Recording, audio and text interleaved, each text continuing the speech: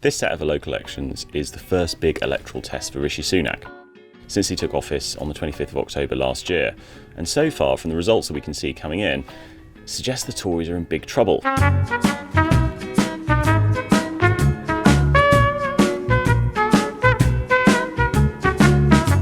Areas that previously they held up in the Red Wall, areas that they won the 2019 election with, are falling once again to Labour.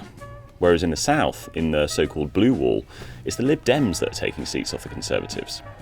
One of the most interesting overnight results was in Stoke-on-Trent, where Labour has taken control of that council, and that suggests a wider disaffection with the Conservatives across the Red Wall. Places like Hartlepool, that were seen as the great badge of Boris Johnsonism, the big thing that was going to win the Conservatives the next election, are now looking a lot more shaky.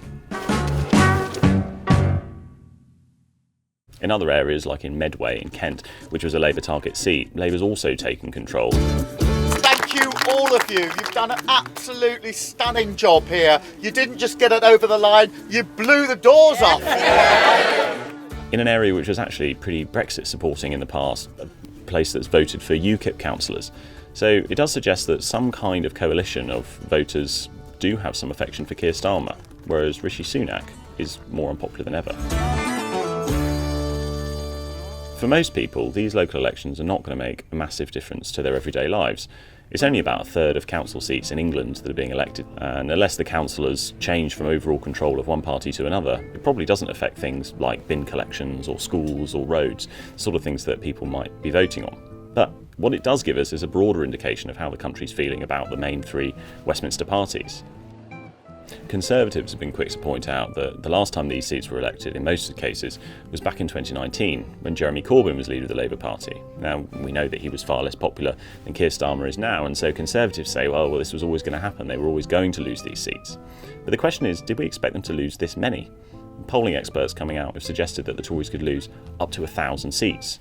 That would basically put Labour in control of more councils than the Conservatives. Minister, the South East, the South West, Midlands, the North, you're losing everywhere. Well, Rishi Sunak is engaged in a complex dance of expectation management. And the thing that parties always do before these elections is say that they're not going to do very well, and then any small successes they do get, they latch onto as evidence that the narrative was wrong all along and they were actually far more popular than anyone imagined. But that's looking quite difficult for Rishi Sunak this morning.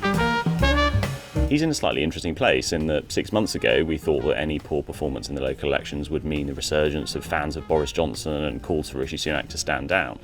But it seems that what he's been doing in Westminster over that time, his new 5 priorities, the stopping the boats, the policies that are basically quite popular with those people, means that his leadership is pretty much safe. But the question is for Conservative MPs and Conservative voters is whether or not he can sustain that popularity, and whether or not even that on its own is enough to win the Tories back the next general election.